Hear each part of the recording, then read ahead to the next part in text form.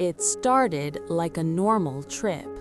A young traveler checked into the Cecil Hotel in Los Angeles, dragging a small suitcase and keeping a dark backpack close, like she didn't want to set it down. The lobby was dim and tired, and the elevators felt off. The doors opened and closed too often, as if they were being called by someone you couldn't see. Then the complaints began. Guests said the water tasted wrong, bitter, metallic, like rust and chemicals. Some said it made them feel sick. Staff blamed old pipes, but the calls kept coming, room after room. Around the same time, the traveler was spotted in the hallway at odd hours. She moved fast, tense, glancing behind her, clutching her phone like it was the only safe thing she had. Security pulled the elevator footage. Grainy, cold, unsettling. She stepped inside, then hesitated. She pressed buttons too quickly, too many, like the elevator wouldn't do what she wanted. She leaned out into the hallway, then snapped back in, staring at empty space like someone was standing just out of frame. At one point, she lifted her hand, palm out, like she was telling something to stop, but the camera showed no one. By the next day, her room went quiet. Her suitcase was still there, her shoes were still there, but she was gone. Staff searched floors and stairwells, rewound the video again and again, and every replay felt worse, like the empty space around her was crowded with something invisible. And while the search grew, the water complaints spread across the building, until one worker finally said the obvious: if the water is wrong, you check the source. And that meant going up to the roof. The worker reached the upper floors and found the door to the roof. Heavy metal, rusted edges, a lock that looked untouched, yet somehow recently used. When he stepped outside, the air hit colder than it should have, and the city noise felt far away, like the roof swallowed sound. Up there stood the water tanks, huge, dark shapes, beaded with moisture, silent and still. Downstairs, the front desk kept taking calls, more guests complaining, more rooms, the same words: bitter water, strange smell, nausea. The hotel tried to calm everyone, but the panic was spreading faster than the explanation. A detective arrived and started pulling records, questioning staff, re-watching the elevator footage. He didn't like what he saw. Her movements weren't random.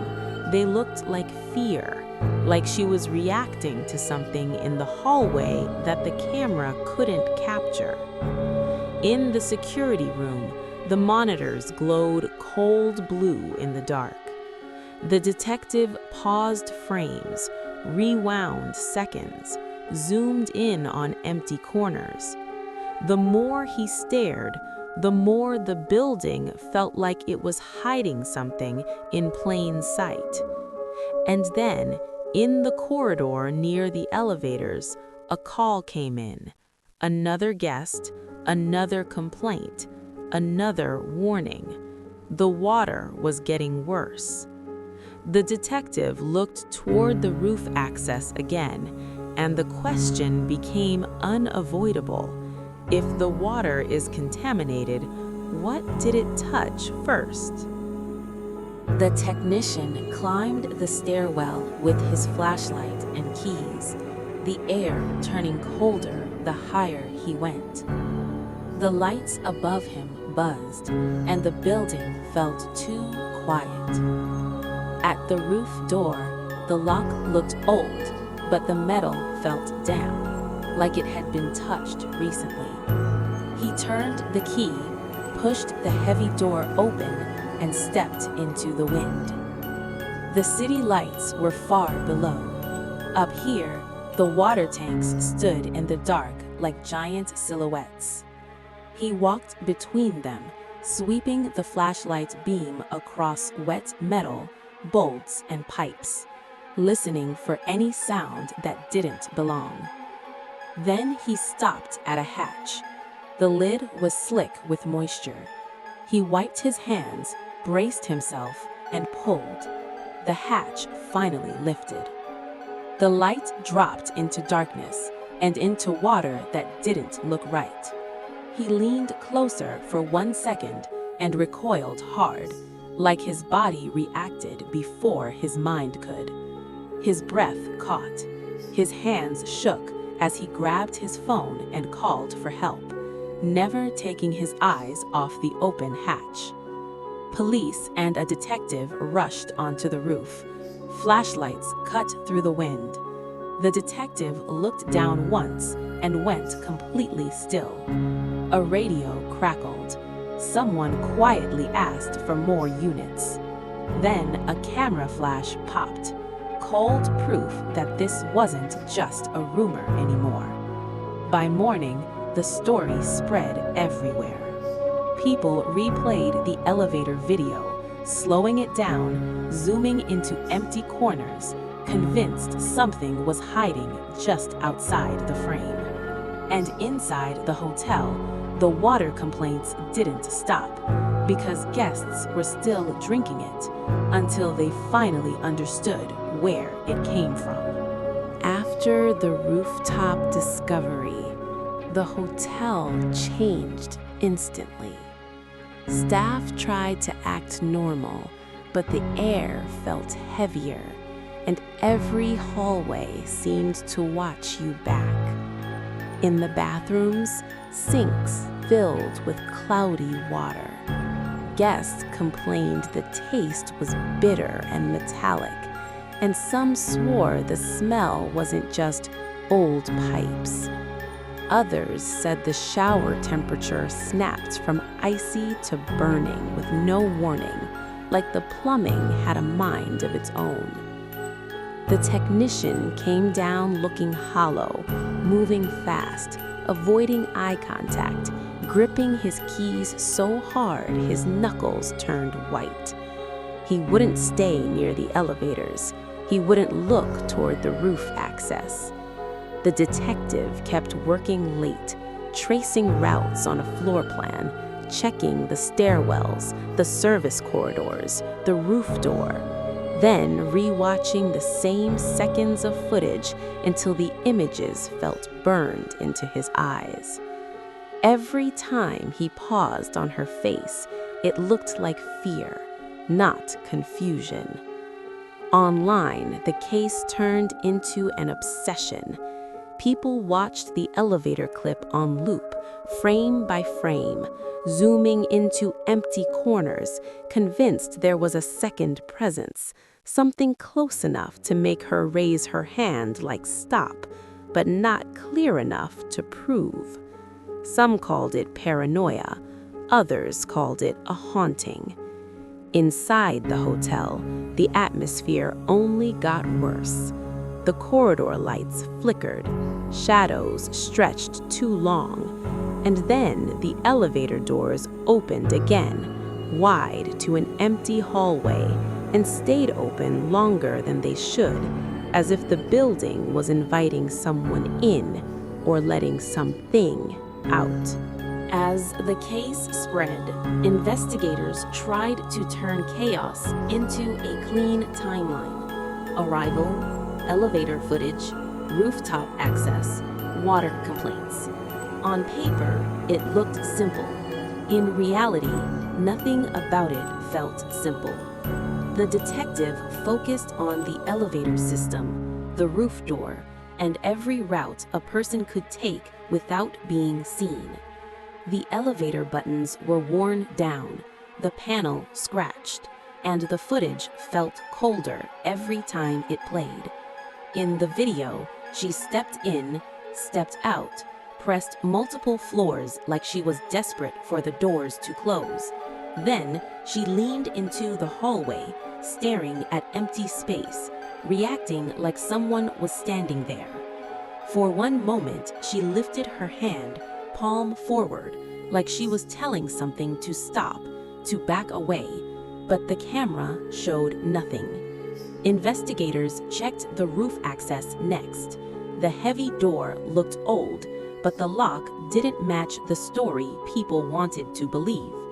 Some said it was always secured, others admitted it was complicated. Keys, staff access, routine checks. The more questions they asked, the more the hotel felt like a maze built to swallow answers. News coverage kept growing, online theories multiplied. People argued about whether the footage showed panic, a breakdown, or something unseen. The detective shut off monitors, reopened files, and tried to keep it grounded in facts.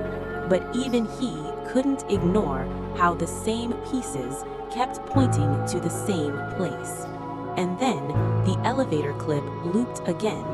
Doors open, hallway empty, her figure frozen at the threshold, like the entire story was stuck in that moment, refusing to move on. Even after the rooftop discovery, the case didn't quiet down, it got louder. Online, the elevator video became an endless loop. People replaying the same seconds, zooming into corners, arguing over shadows, convinced the footage was hiding a second presence just outside the frame. Every pause looked different, every replay felt worse.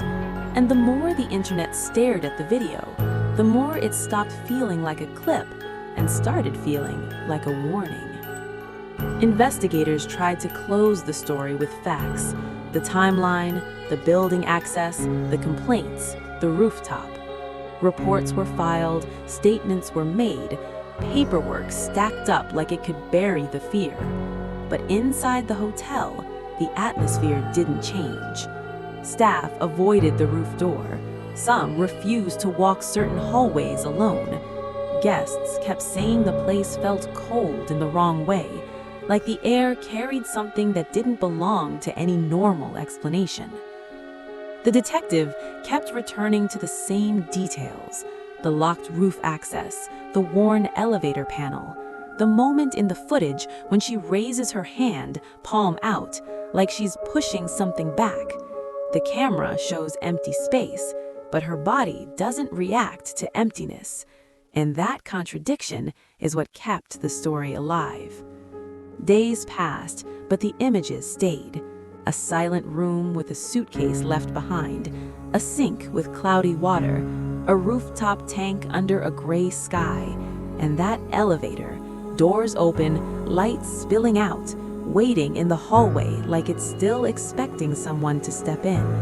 Because the scariest part wasn't what people claimed, it was what was documented.